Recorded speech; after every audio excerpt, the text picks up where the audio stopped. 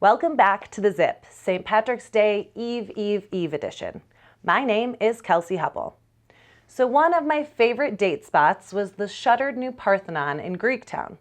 However, I was horrified to discover that the Detroit Free Press reports the restaurant got the single worst health inspection report in Detroit in the past few years.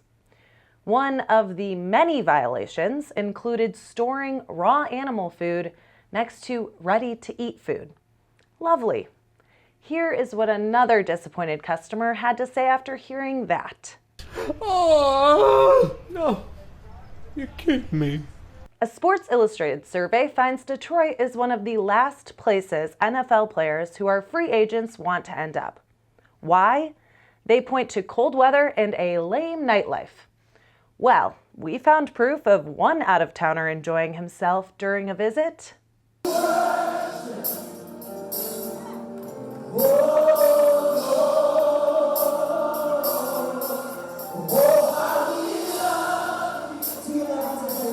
So take that, you pampered NFL players. And now, under the category of Who Knew, the website Deadspin reports that Starbucks king Howard Schultz, who, like everyone else, is exploring a run for president, wants nothing to do with his alma mater, Northern Michigan University in the Upper Peninsula. A former university administrator was asked why Schultz doesn't donate more money to the school, to which he said, "Donate money, he won't even return our phone calls." Somehow there's nothing funny about a billionaire not donating to his alma mater, so we scoured the internet for anything funny about Howard Schultz. Let's get to the news. Former Starbucks CEO Howard Schultz tweeted yesterday that he is considering running for president. When asked if he's a Democrat or a Republican, he said half and half. So how can you tell that you're having a bad day? Well, when federal prosecutors file liens against your properties, it's a dead giveaway.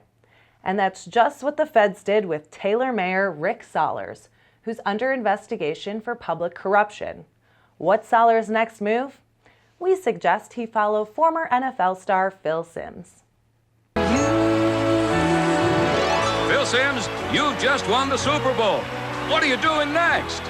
I'm going to go to Disney World. And good news for cranky motorists, a federal appeals court has ruled that it's legal to salute a cop with a raised middle finger, even two of them.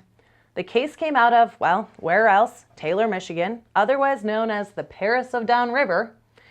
And it all started 2 years ago, when a motorist was pulled over for speeding and given a ticket for a non-moving violation. The cop thought he was cutting her a break, but she didn't, so she flipped off the officer nice guy as she was leaving.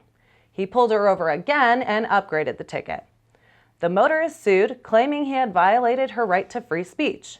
The court agreed, which isn't exactly a landmark case, but which makes us say, and also we found the perfect anthem for the people's hero.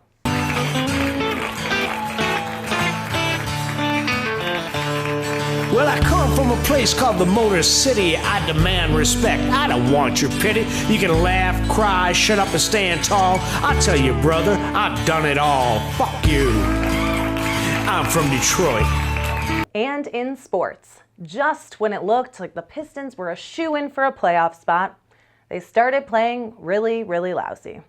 On Wednesday, they lost to the Miami Heat by a lopsided score of 108-74.